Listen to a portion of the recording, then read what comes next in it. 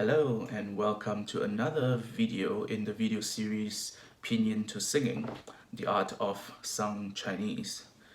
Today we're going to talk about the tones and the characters of Mandarin Chinese.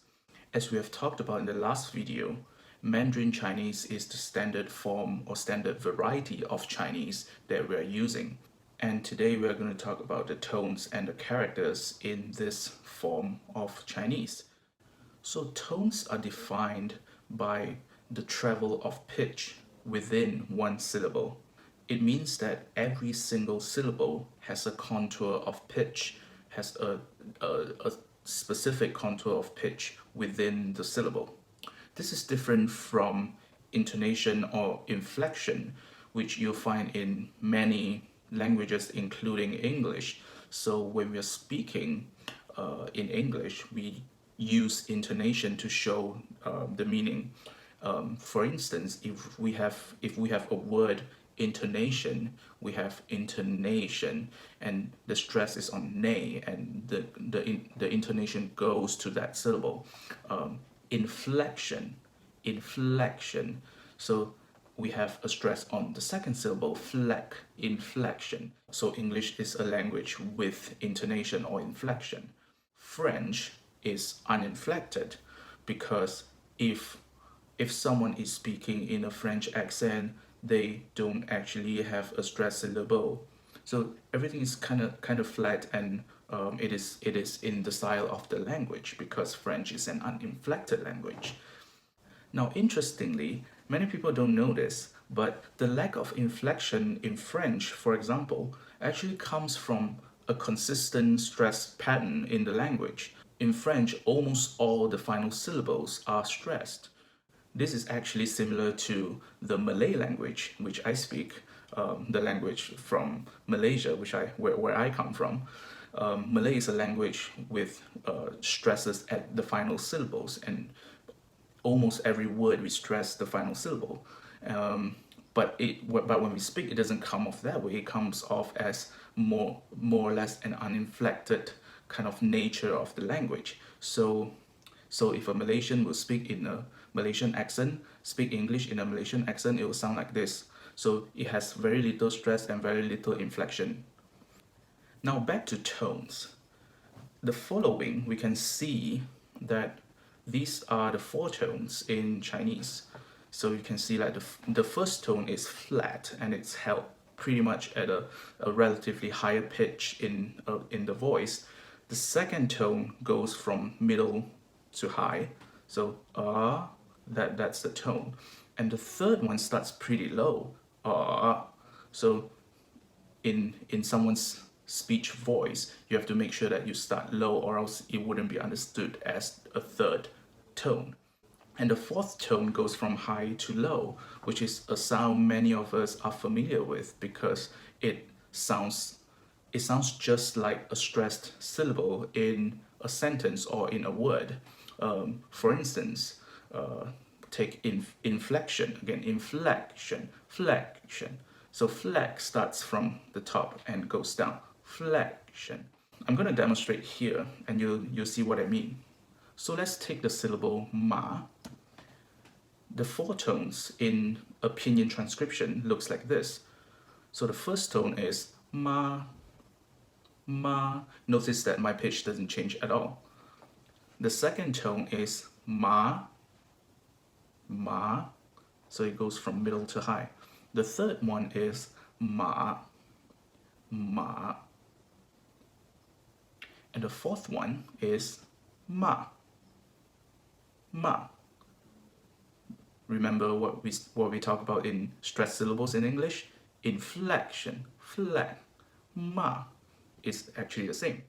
So sometimes when Chinese speaker speaks in this language, some of the words will be picked up by non-speakers as stressed words or stressed syllables, but they are not stressed syllables. They are just the fourth tone that are picked up as stressed syllables, which is, I find, quite interesting.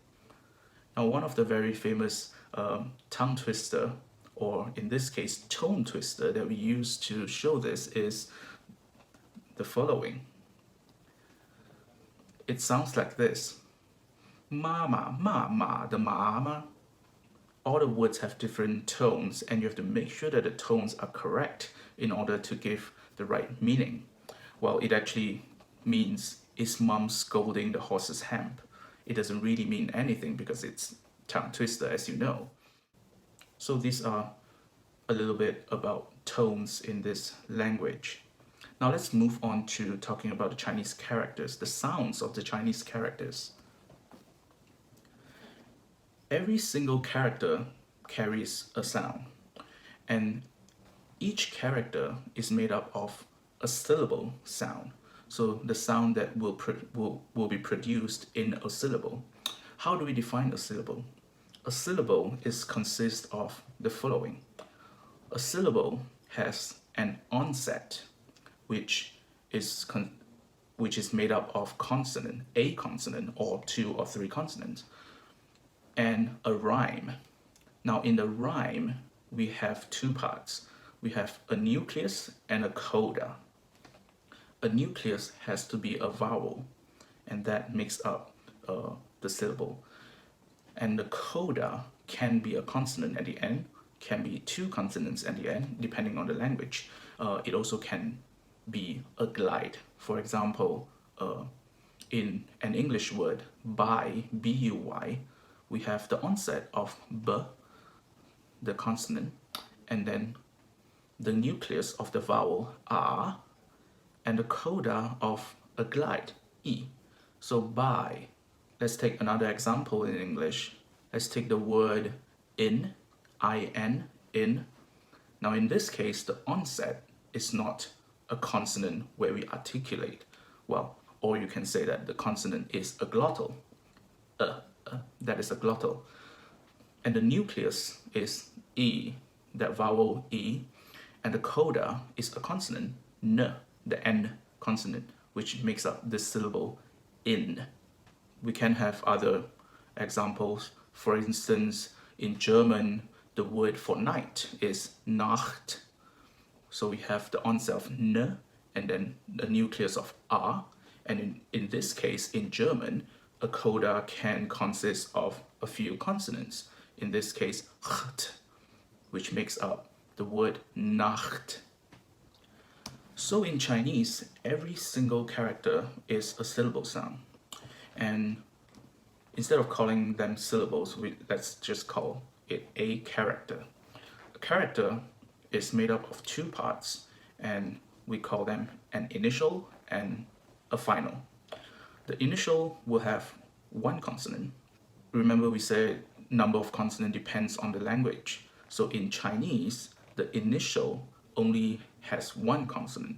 There can only be 1 consonant in an initial of a character. In the final, we have the same thing, a nucleus and a coda. The nucleus will be a vowel, and a coda can consist of a consonant or a glide. In the case of Chinese, it can only consist of one of the 2 consonants. One is N, the sound N, and one is an NG sound, which is the sound Ng. Or it can consist of a glide, of a E glide, or a U glide, or we call it a J glide or a W glide. So in a Chinese character, you can only have 1 consonant to start, and then you have a vowel, and then you have a consonant or a glide to end. And in the case of the consonant, it's either an N or an NG, Ng sound, which means that it is sung. So in this language, we don't end with consonants like T or P. And it means that in this language, the singing is quite vowel dominant. So I hope this has given you an idea about the tone and the sounds in a Chinese character. The next time we're going to talk about the vowels or the sounds in a final, initial and final. Remember, we're going to talk about the sounds in the final the next time. I'll see you soon.